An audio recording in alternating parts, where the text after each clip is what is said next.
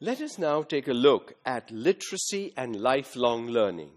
Literacy and lifelong learning, the two things are absolutely connected.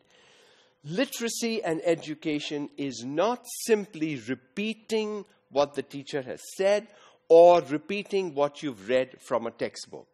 Literacy and education mean using, developing, progressing with what you already know.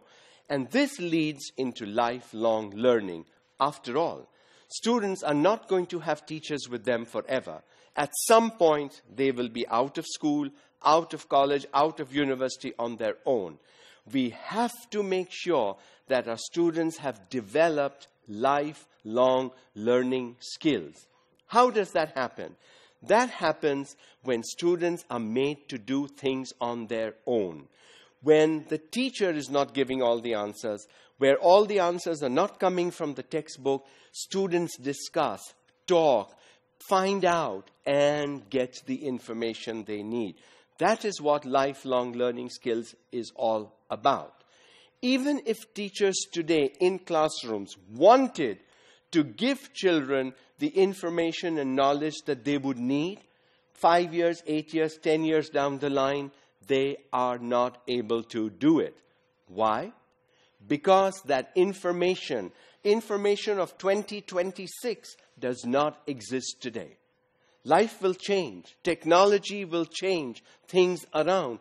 And so there will be no preparation that these students are having today to meet their life needs in 2026. But if the teachers have taught them lifelong learning skills, they will learn the new information on their own and use it to their advantage. That is the beauty of lifelong learning skills. And that can only happen if teachers begin to trust students, believe in the abilities of their students, believe that their students can deliver, and provide them the opportunities to show you that they can do it on their own. So, two things we will look at. Delivery mechanism. What is the mechanism for delivering content, information, knowledge, skills, whatever it may be? Mother tongue medium literacy programs should be emphasized because that's a language young people are familiar with. You want to focus on the mother tongue and eventually introduce the national or the international language.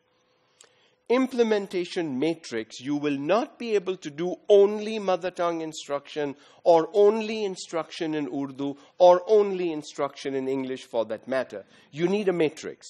You need some things happening in the mother tongue, some things happening in Urdu, the national language, and some things happening in English. So introduce and expand mother tongue literacy courses in local languages. And our local or our national language really is Urdu. That's what we should be doing. Even if we focus on our national language, our students would be able to do much better. You'll be amazed. If you go to English medium schools, you'll be amazed at how students are so hooked and focused on English and cannot operate and communicate in the Urdu language. Why is it that in our O-level programs, our students do the basic easy Urdu? Somehow it's understood or it's made to understand to the students that you cannot handle the difficult literary academic Urdu and therefore focus on the easy Urdu. Is it fair to our students? But at some point, someone will have to take a stand and say, for our students, we begin with the mother tongue. Eventually, we slowly shift into a national language or an international language, and then make sure that your teachers have the language skills themselves. If the teacher's own Urdu skills or if the teacher's own English skills are not good, they are not going to be able to help your students learn in these different languages.